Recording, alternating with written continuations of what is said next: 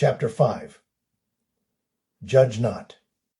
Matthew 7, 1. Do not judge, or you too will be judged. This might be the most quoted verse in the Bible.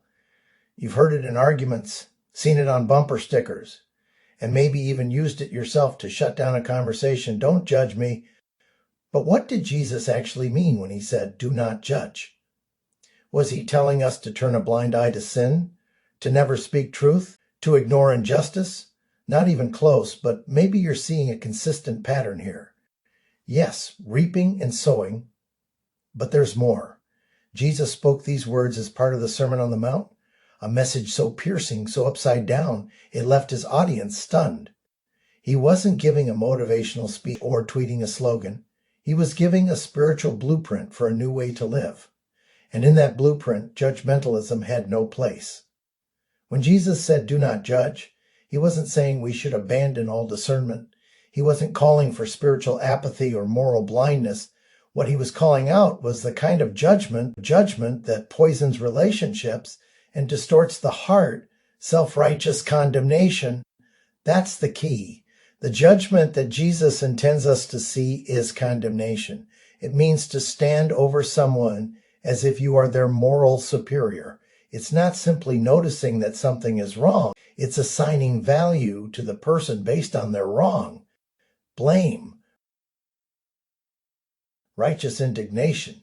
It's when we say with our tone, our posture, or our silence, I would never do what you did, or worse. You're not worth the mercy I've been given. Jesus continues just a few verses later. Why do you look at the speck of sawdust in your brother's eye and pay no attention to the plank in your own eye? First take the plank out of your own eye, and then you will see clearly to remove the speck from your brother's eye. He doesn't say, ignore the speck. He says, start with your own plank. Jesus isn't shutting down accountability. He's redefining how we practice it, not from a seat of superiority, but from a posture of humility. We are all in this together. We're not called to play God. We're called to reflect him, especially in mercy. So why do we so often judge others? Because it's easier than examining ourselves. Because it gives us a momentary sense of moral control. Because it distracts us from our own wounds and actions. And if we're honest, sometimes it feels good, like scratching an itch we didn't know we had. But in truth, this kind of judgment blinds us to compassion. And Jesus warns us, the measure you use will be measured back to you. In other words, if we live with harshness, we can expect harshness. If we live with compassion, we can expect compassion.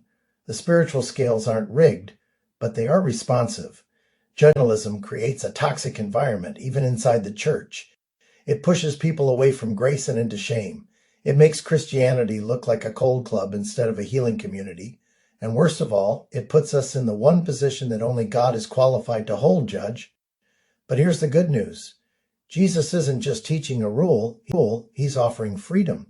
When we stop judging, we start healing. We let go of the burden of being the moral police. We stop keeping score. We make room for love to do what judgment never could, transform us. Think about how Jesus treated the people others judged. The woman caught in adultery, the tax collector, the leper crying out on the roadside, the criminal dying next to him on the cross. He never denied their sin, but he always met them with grace first. Always. Jesus had the clearest moral vision of anyone who ever lived, and yet he had more compassion than anyone who ever walked the earth. That's the example. He doesn't call us to silence or passivity. He calls us to humble discernment. First, look inward. Then, and only then, speak outward, but gently, kindly, truthfully, and in love. So the next time you feel the urge to judge, to size someone up, to speak down instead of speak to, pause. Ask yourself, do I really know their story? Am I helping or just hurting? Am I building up or tearing down? Am I reflecting the grace I've received? Maybe I should get to know them better. Maybe God can use me as a light of encouragement rather than the dark condemnation. It's called restorative justice. It is at the core of the Christian faith. Yet so many of us miss the opportunity to restore someone, and instead we condemn them. Restoration. Isn't that what Jesus did for each one of us? And not one of us earned his form of justice. Do you want to be Christ-like? Don't condemn them. Restore them